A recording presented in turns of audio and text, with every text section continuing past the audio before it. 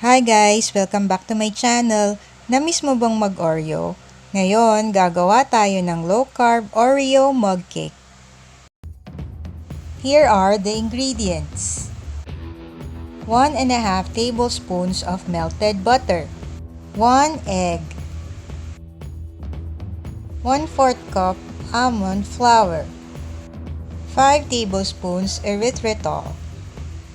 1 tablespoon cocoa powder, half teaspoon baking powder, 1 teaspoon coconut oil, half tablespoon all-purpose cream. Again, here are the ingredients for the low-carb Oreo mug cake.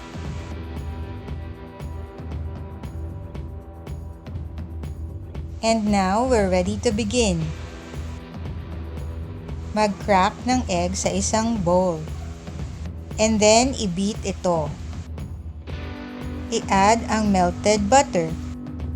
And then, i-mix ito. Ngayon, i-add ang almond flour. Isunod ang erythritol. Next, ang cocoa powder. Ilagay na rin ang baking powder. And then, haluin ito. Make sure you mix it well. Ngayon, kumuha ng microwavable cup at isalin ang mixture dito.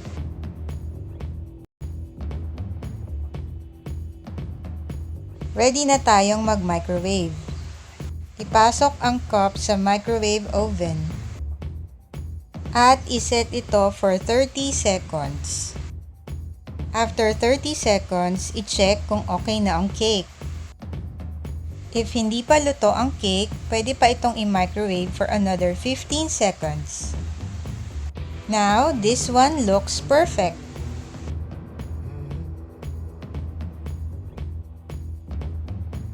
Tanggalin ang cake sa cup.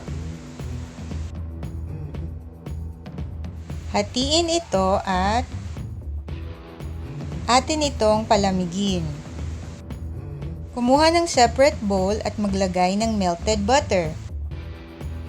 Mag-add ng coconut oil. Ilagay na rin ang all-purpose cream. Isunod ang erythritol.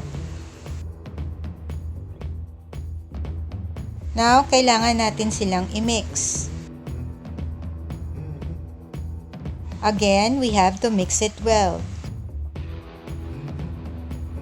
After mixing, pwede na nating i-spread ang filling sa cake.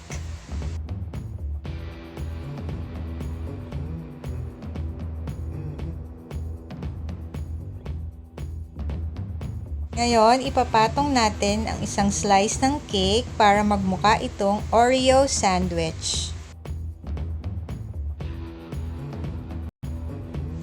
And it's now ready!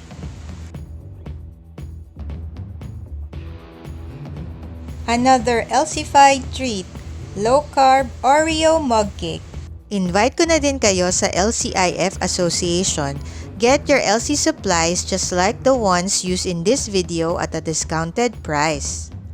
Pwede ka rin mag-LCIF coach training kung gusto mong maging certified coach. And pwede ka din magbenta sa LCIF community once you become a partner merchant. Join na kayo sa LCIF Association. Ilalagay ko ang link sa ibaba. For more low-carb recipes and hacks. Like and follow me on Facebook. Don't forget to subscribe. Thanks for watching!